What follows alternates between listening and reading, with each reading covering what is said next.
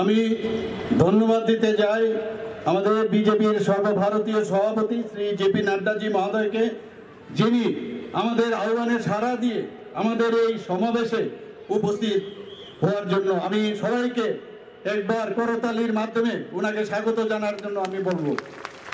আমি ধন্যবাদ দিতে চাই আমাদের দেশের যশস্বী প্রধানমন্ত্রী শ্রী নরেন্দ্র মোদীজিকে, যার মার্গদর্শনে আমরা ত্রিপুরা সরকার কাজ করে যাচ্ছি এখানে।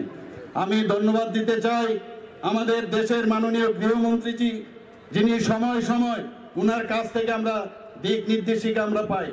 বন্ধুগণ, 25 বছরের কমিউনিস্ট কুশাসন দুঃশাসন থেকে 2018-তে মাননীয় প্রধানমন্ত্রীজির আশীর্বাদে আমরা ত্রিপুরাবাসী মুক্তি লাভ করেছি। খুন, সন্ত্রাস, উগ্রবাদ, উগ্রপন্থীদের সৃষ্টি করার কারিগর এই সিপিএম কে সাধারণ মানুষ দেখেছে। এর কংগ্রেসকেও আমরা দেখেছি, কংগ্রেসের সময়ও তাদের থেকে ধান নিয়ে একই স্টাইলে ওনারাও শাসনভার এখানে করেছেন। চাকরির কেলেঙ্কারি, স্বজন পোষণ, ব্লকের দুর্নীতি, স্কুল কলেজে গুন্ডাগিরি, অফিস কাছারিতে আন্দোলনের নামে গুন্ডাগিরি। ওরা আদালত মানে না, ওরা বিচার মানে না।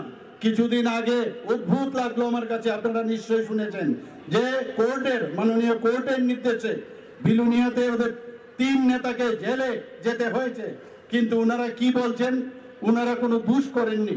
অদ্ভুত এই অবস্থা। এর আগে আমরা দেখেছি ওনাদের এক নেতা যিনি এমপি ছিলেন, থানা থেকে ওনাদের দোষী সাব্যস্ত ক্যাডারকে জোর করে বের করে নেওয়ার সেই বন্দোবস্ত ওরা করেছিল। আজ ওরা গণতন্ত্রের কথাই বলেন, কোথায় ছিল গণতন্ত্র? 2 সাংবাদিক বন্ধুকে ওনাদের সময়ে হত্যা করা হয়েছিল, এখনো বিচার চলছে। আমি নিশ্চিত যে আগামী দিন যারা এই সংগঠিত যে খুন করেছে তার বিচার নিশ্চয় হবে। সিবিআই কাজ করছে, আমি আশা করছি সেটা খুব শিগগিরই তাদের যারা এই খুনের সাথে যুক্ত ছিল তাদেরকে পুলিশ ধরবে। আমি ওনাদের সমস্ত সময়ে সমস্ত বিচার ওনারা পাননি। ত্রিপুরা হত্যালীলা বহু সংগঠিত করেছিল, সেটা সবার জানা। অগ্নিসংযোগ, ধর্ষণ, কোনো বিচার তৎকালীন সময়ে আমরা পাইনি। ওনাদের সময় 80-র দাঙ্গা আমাদের সংগঠিত হয়েছিল, আমরা সবাই জানি। এখনো আমাদের চিন্তায় এখনো তরতাজা এই ঘটনা আমাদের কাছে আছে। মানুষকে ওরা মানুষ বলে গণ্য করতো না বন্ধুগণ। গোয়েবলসের কায়দায় এখনো ওরা মিথ্যাকে বারবার বলে ওরা চেষ্টা করছে, এবং ওদের যে পার্টি সেখানে কিন্তু এই মিথ্যা বলার গোয়েবলসের কায়দার একটা কারখানা। গত 7 বছরে ত্রিপুরার বাজেট আপনারা সবাই জানেন প্রায় দ্বিগুণ হয়েছে। 2024-25 অর্থ বছরে বাজেটের আমাদের যেটা আমরা রাখা হয়েছিল 7,800 কোটি টাকা। এর জন্য ইনফ্রাস্ট্রাকচার ডেভেলপমেন্টের জন্য আমরা 7,000 কোটি টাকা রেখেছি। ইনফ্রাস্ট্রাকচার যদি ডেভেলপমেন্ট না হয় তাহলে কোনো অবস্থায় বাইরের থেকে ইনভেস্টররা আসবে না, বা পার্মানেন্ট কোনো যে ইনভেস্ট করার পরে যে পার্মানেন্ট যে স্ট্রাকচার সেটা যদি না থাকে তাহলে অর্থনীতিরও সমৃদ্ধি হবে না। আমাদের বর্তমানে মাথাপিছু গড় হাই প্রায় দ্বিগুণ হয়েছে। 2017-18-তে ছিল 1,444,000 টাকা, 2023-24-এ 1,77,723 টাকা হয়েছে বন্ধুগণ। জিএসটি প্রান্তকে অতিক্রম করে রাজ্যে এখন শান্তি প্রতিষ্ঠিত হয়েছে বন্ধুগণ। আইন শৃঙ্খলার উন্নতি হয়েছে। এনসিআরবির যে রিসেন্ট আমাদের যে রিপোর্ট তাতে দেখা গেছে নিচের দিক থেকে, আমি সব জায়গায় সবসময় সেটা বলি, 3য় স্থানে রয়েছে। মহিলাদের ক্ষেত্রে নিচের দিকে 8ম স্থানে আমাদের রয়েছে। প্রভূত যোগাযোগ ব্যবস্থার উন্নতি হয়েছে। আমাদের মাননীয় প্রধানমন্ত্রীজি এবং আমাদের মাননীয় গৃহমন্ত্রীজি বারবার বলছেন যে নর্থ ইস্ট যদি ডেভেলপ না হয় তাহলে ভারতও কিন্তু ডেভেলপ হবে না, এবং সেই বিষয়ে 12টার মতো অ্যাকর্ড হয়েছে। আজকে নর্থ ইস্টার্ন জোনে শান্তি প্রতিষ্ঠিত হয়েছে। কিছুদিন আগেও আমাদের এখানে যারা এনএলএফটি এবং এটিটিএফ এর ওরা অস্ত্র সেই অ্যাকর্ডের কারণে তারা সারেন্ডার করেছে। এখন আমরা বলতে পারি যে ত্রিপুরা এখন টেররিস্ট মুক্ত ত্রিপুরা, সেটা আমরা দাবি করতে পারি বন্ধুগণ। এখন চারিদিকে যে হীরা মডেল আমাদের মাননীয় প্রধানমন্ত্রীজি বলেছেন যে আমি হীরা মডেল দেব 2018 আগে, এবং সেই অনুযায়ী যেমন বলা তেমন সেটা করেছেন উনি। আজকে এখানে ন্যাশনাল হাইওয়ে এসছে, ইন্টারনেট হচ্ছে, এখানে রেলওয়ে হচ্ছে, এখানে এয়ারওয়ে হচ্ছে। সব দিক দিকে এখন ত্রিপুরা অনেক উপরে এখন স্থান নিয়ে নিয়েছে। আমাদের এখানে ন্যাশনাল হাইওয়ে প্রায় 839 কিলোমিটার তার কাজ চলছে। Third gateway in terms of internet যদি বলি, মুম্বাই এবং চেন্নাইয়ের পরিবর্তে পরে ত্রিপুরার স্থান এই থার্ড গেটওয়ে যে ইন্টারনেট। মহিলাদের সুরক্ষা, ক্ষমতায়ন ও স্বনির্ভরের অগ্রাধিকার আমরা দিচ্ছি। মহিলাদের জন্য 33% রিজার্ভেশন আমরা রেখেছি। 50% সরকারি যদি কোনো স্টল হয় সেখানে মহিলাদের জন্য আমরা রিজার্ভেশন রেখেছি। আমরা যদি কোনো জমি কিনে তাহলে 5% থেকে মহিলাদের নামে যদি রেজিস্ট্রি হয় সেখানে 4% আমরা করেছি। আমরা কলেজ ফি, যারা মহিলা আমাদের ডিগ্রি কলেজে পড়ছে তাদের সমস্ত রকমের ফি আমরা মুকুব করেছি। পিঙ্ক টয়লেট আমাদের বাজেটে আমরা বলেছি, রাস্তায় ওনাদের সম্মান যাতে বজায় থাকে সেখানে মহিলাদের জন্য আমরা পিঙ্ক টয়লেট করেছি।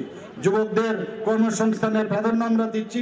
সরকারি চাকরি কিছুদিন আগে আপনারা দেখেছেন, আমি এই ময়দান থেকে আমি বলেছিলাম, আমাদের মাননীয় যশস্বী গৃহমন্ত্রীজি ভার্চুয়ালি আমাদের সাথে যুক্ত ছিল। ত্রিপুরাতে 2018-তে এখন পর্যন্ত সরকারি চাকরি 16,451 জন পেয়েছে বন্ধুগণ। আউটসোর্সে 5,771 জন পেয়েছে। সিকিউরিটি গার্ড সরকারি এবং বেসরকারি মতে 2,937 জন পেয়েছে। এমপ্লয়মেন্ট জেনারেশন টিআইডিসির তরফ থেকে এখন পর্যন্ত 6,017 জন পেয়েছে বন্ধুগণ।